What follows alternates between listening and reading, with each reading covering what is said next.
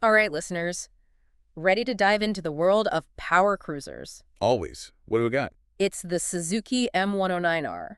Oh, yeah, I've heard of that one. They're calling it the ultimate power cruiser. Ultimate, huh? Bold claim. We're going to see if it lives up to the hype. All right, sounds good. We've got an article here from Biker Moto Rider. Okay. It's from February 25th, 2025, and the article's called the same thing. Suzuki M109R, the ultimate power cruiser for style and performance. Gotcha. Just right off the bat, some of the specs they're touting are pretty impressive. Okay, like what? A 1783cc V-twin engine. Whoa, that is a big engine. And they're claiming a 0 to 60 time of just 3.5 seconds. Really? For a cruiser? So is this bike really all that? Yeah, what's the hype about? Let's dive in and find out. That's good to me. So first things first, what are we talking about when we say power cruiser? Well, power cruisers are all about that king of the road feeling, Yeah. Big torque, effortless acceleration, rumbling exhaust notes. And a design that just commands attention. Yeah, exactly. And it looks like the M109R checks all those boxes, At least on paper. at least on paper. So let's dig into what the article says about its power and performance. All right, let's do it. They call the engine the heart of the beast. Okay. And they go on and on about just how massive it is, even for a power cruiser. Which, as we saw, is pretty big. Yeah, they even describe the exhaust note as a deep, throaty roar. Nice. They say it'll be music to a power cruiser enthusiast's ears. Well, there's no denying that a bigger engine generally means more torque. Right, and that's what you want in a power cruiser. Right. It's exactly what you want. You get that exhilarating riding experience. You're not just cruising, you're really commanding the road. Okay, but 3.5 seconds 0 to 60? Yeah. Is that realistic for a bike this size? It's ambitious. That's for sure. I mean, wouldn't it just be fighting its own weight the whole time? Yeah, that's the big question. While I don't doubt the engine's power potential, I'm really curious to see how they achieve that, given the M109R's weight. Things like gearing ratios, traction control, overall weight distribution all play a part. Right, We'll have to wait for independent tests to really see if that number holds up in real-world conditions. for sure. The article also mentions the M109R doesn't have multiple riding modes. Oh, really? Yeah. Is that a missed opportunity, or are they going for a more purist approach, you think? It's an interesting choice. A lot of modern bikes offer different settings, you know, for rain, for sport, and so on. It really helps tailor the bike's performance to the conditions and the rider's preference. But it seems like with this one, maybe Suzuki's going for something different. Like they're targeting a specific rider who really wants that direct connection with the machine. Yeah, it seems like it. So less about electronic nannies and more about raw mechanical feel. Exactly. It's like the difference between driving a car with an automatic transmission versus a manual. Ah, okay. You know, some people really prefer the simplicity and the control of a manual, even if it's a little more demanding. Okay, let's shift gears a bit and talk about how this bike looks. All right. The article calls it muscular and aggressive, and, well, they're not wrong. Yeah. It's got that classic low-slung cruiser profile, a super wide rear tire, and, of course, chrome accents galore. What do you think about all that chrome? I think it can go either way. Yeah. Too much can be a bit much. Yeah. But I think the M109R seems to strike a pretty good balance. Yeah, I think so too. That's a nice touch of class. Yeah, without being over the top. Speaking of style, what about the color options? Oh, yeah. What are they offering? It comes in metallic matte black, pearl nebular black, and candy daring red. Tough choices. Any favorites? You know, I'm always a fan of a classic black, Yeah. but that red is pretty sharp. Yeah, I think they both look good. It's interesting they're offering both a matte and gloss black. Oh, yeah, I didn't even notice that. It makes you wonder, you know, if they're thinking about different personalities even within the same color. Yeah, good point. Before we move on to the tech features, the article does mention rider comfort. Okay. They talk about a wide, well-padded seat, a relaxed riding position, all designed for those longer rides. But can a bike this big truly be comfortable? That's a good question. You know, a bike's ergonomics are just as important as its power and its aesthetics, Right. especially if you're going to be spending hours in the saddle. Yeah. We'll have to wait and see how the M109R's comfort holds up in the real world. Maybe in part 2 we get into that a bit more. Excellent idea. Yeah. But for now, let's shift gears and talk about the tech that the M109R brings to the table. Sounds good. So the article mentions an advanced instrument cluster Okay. with a dual analog digital display, a nice blend of old school, cool and modern functionality. What else caught your eye? Well, the shaft drive system stood out to me. Oh, yeah. Yeah, I think that's a great feature for a power cruiser, especially for those long rides. Well, can you explain that for our listeners who might not know what that means? Sure. So unlike a chain drive, a shaft drive system is enclosed. Okay. It needs way less maintenance. And it's known for giving you smoother power delivery, which adds to the overall riding comfort and refinement. Ah, I see. So it's practical and it enhances performance. Exactly. They also mention powerful halogen headlights and LED taillights. Okay. Is that just standard nowadays, or is there something special about the M109R's lighting setup? Halogen headlights are still a good standard, Yeah. and the LED taillights add a nice modern touch. Yeah. But I think the premium feel, as the article puts it, really comes more from the overall package. Right. The engine, the design, the attention to detail. Right. It's about how all those individual elements work together to create a cohesive experience. Exactly. Well, I think that covers the powers, the looks, and the tech. Yeah. All right, so we're back, and we're continuing our look at this Suzuki M109R. Sounds good. We've talked about the engine, the styling, the tech, pretty impressive stuff. Yeah, it seems like it's got a lot going for it. But let's face it, no bike is perfect. Of course, every machine has its trade-offs. Exactly. So let's get into some of those potential drawbacks that the article mentioned. All right, what's the first one that jumps out at you? Oh, the elephant in the room has got to be the weight. Yeah.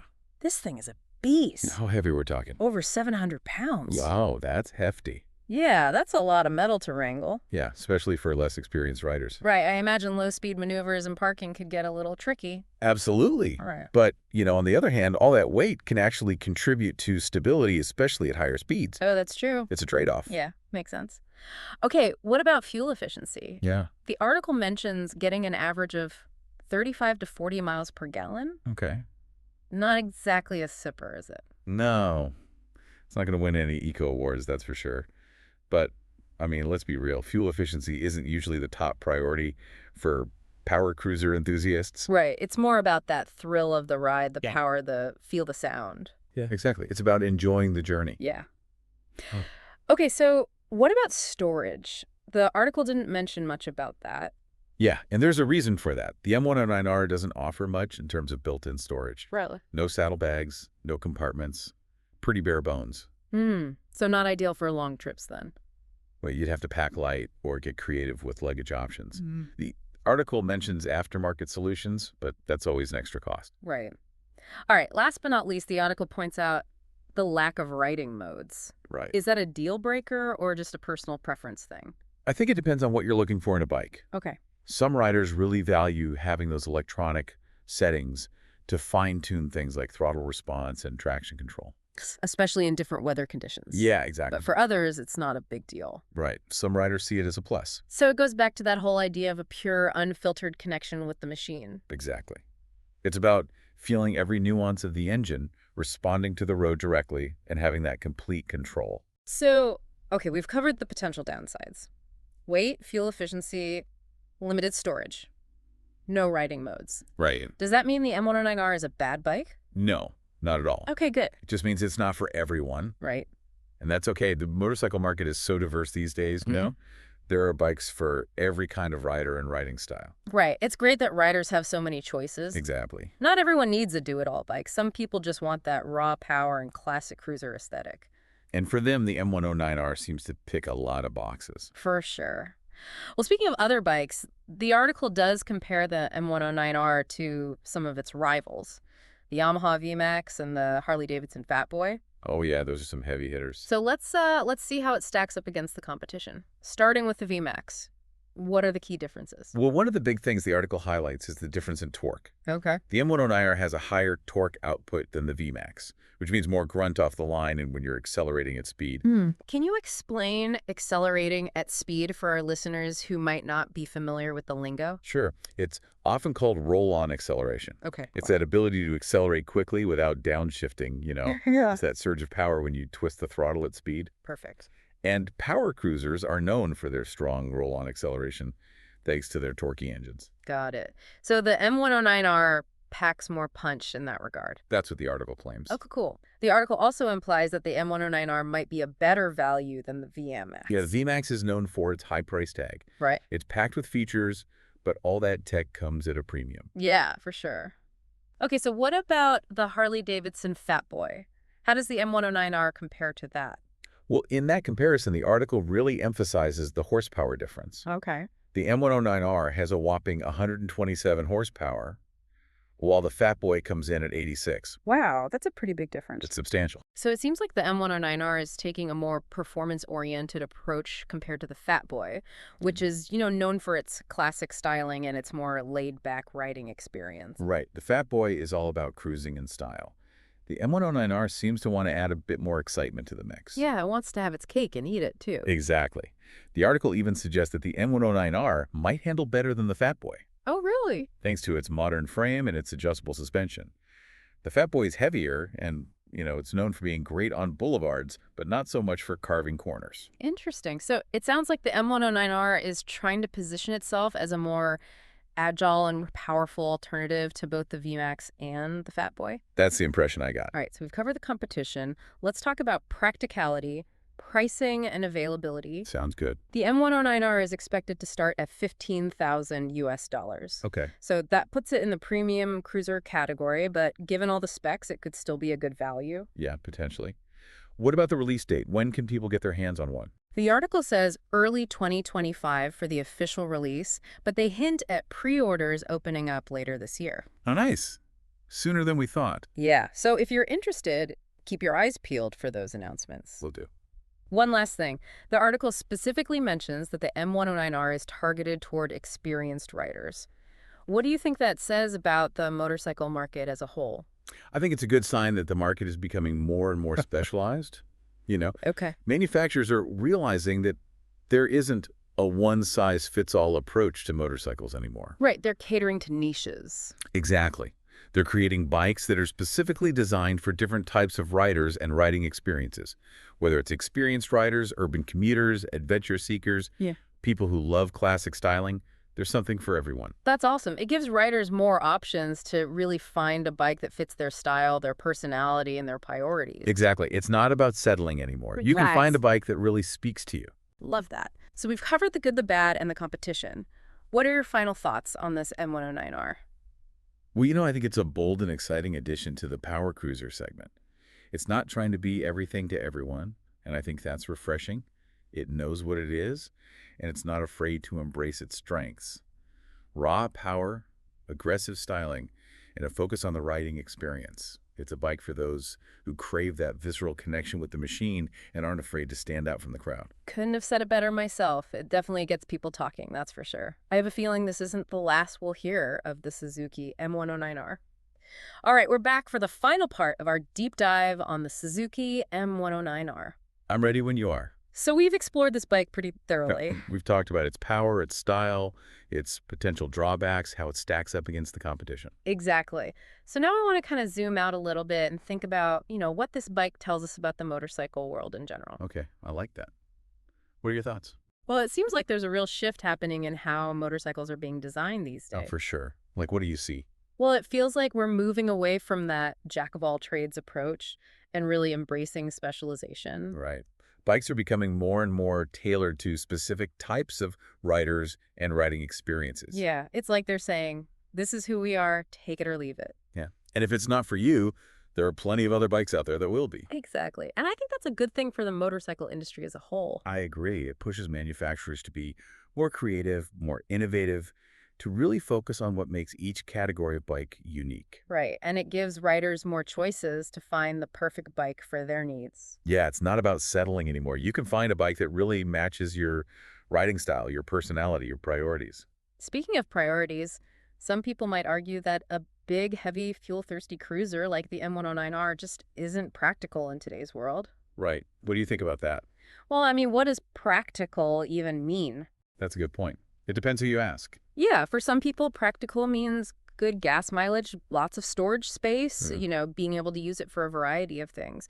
But for others, it's about the feeling the bike gives you, the connection you have with it, the pure joy of riding. I think you're right. The M109R might not be the most practical bike on paper, Yeah. but for the right rider who values that raw power and that head-turning style and that visceral connection, it's incredibly practical. It's all about choosing the right tool for the job. Or in this case, the right bike for the ride. Exactly. Before we wrap things up, I wanted to touch on something the article mentioned, Customization. Oh, yeah. It sounds like the M109R is a great platform for personalization. Totally. Customization is such a huge part of motorcycle culture, especially with cruisers. People love to make their bikes their own. Exactly. Whether it's aftermarket exhausts, custom paint jobs, unique accessories, it's all about adding your own personal touch, making the bike an extension of your personality. Right, your own rolling work of art. And with its bold design and classic lines, the M109R really lends itself well to that. I can already picture riders getting creative and building some seriously cool custom versions of this thing. Oh, for sure. Well, folks, it looks like we've reached the end of the road for this deep dive. We've covered a lot of ground. We've explored the Suzuki M109R from every angle. We talked about the good, the bad, how it compares to its rivals, what it means for the future of motorcycles. Yeah, we really dug deep. So now the question is, does the raw power and the rebellious spirit of the M109R speak to you? Or do you see yourself on a different kind of machine? Whatever your riding style is, we encourage you to embrace the amazing diversity of the motorcycle world and find a bike that really speaks to your soul. And if you're still craving more info on the Suzuki M109R, be sure to check out that article on Biker Moto Rider. They've got all the specs, photos, and in-depth analysis you could want. All right, everyone, until next time, ride safe, ride smart, and ride with passion.